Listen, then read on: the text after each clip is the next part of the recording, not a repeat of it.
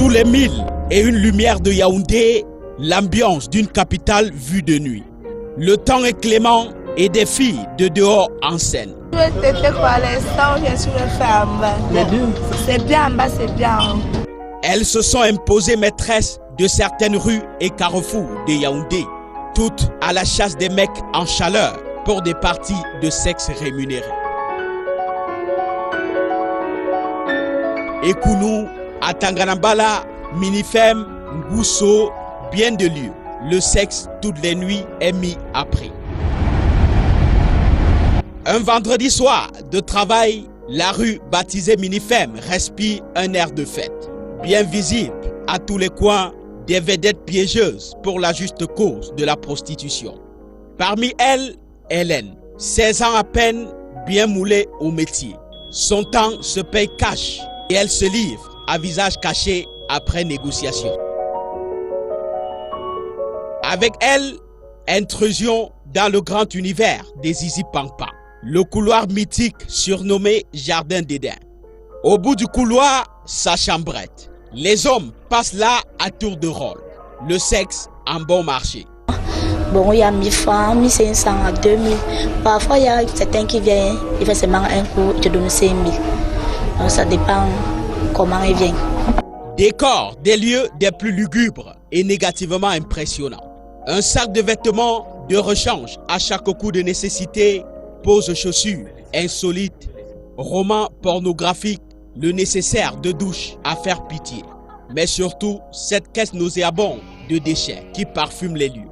Ici, le client est roi et c'est à lui le choix du mode de consommation. Celui qui veut s'emprison, bon, on fait l'amour bien après. Quand tu vas y agir, tu descends, tu joues au sol. Ou j'ai souvent un petit chose, tu joues sur ça. Je me nettoie et prends mes remèdes quand il finit le travail. Je prends souvent, il y a les antibiotiques qu'on m'avait donné, je prends et finis de boire.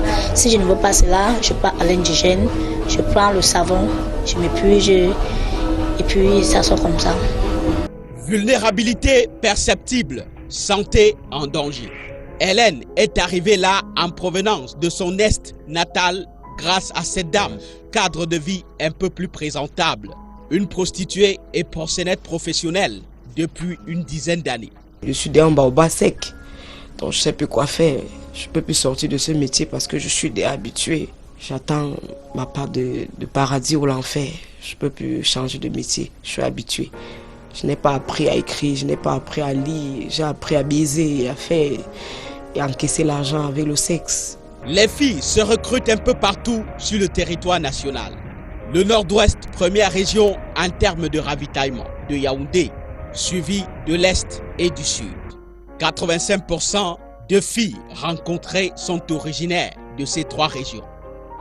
L'université est aussi un bon champ de ravitaillement, celui de Yaoundé 2 notamment.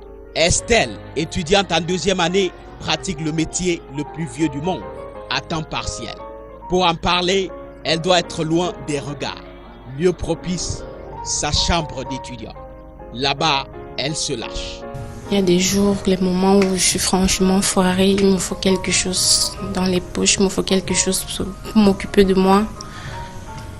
Et je m'en vais dans des endroits comme ça là. Il y a des jours que c'est pas mal. Tu peux rentrer avec un 15 000 ou 20 000. Des jours que c'est 5 000, bon ça dépend. Comme elle, beaucoup au début y vont par contrainte et finalement deviennent rodés. Des nuits au tambour de sexe. Quand le jour se lève, le répit, c'est cigarettes pour flot de fumée ou drogue et surtout de la bière à gorgée douce.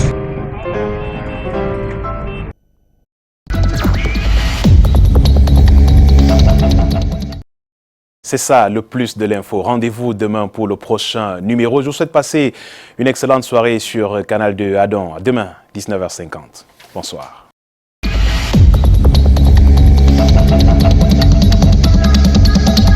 Canal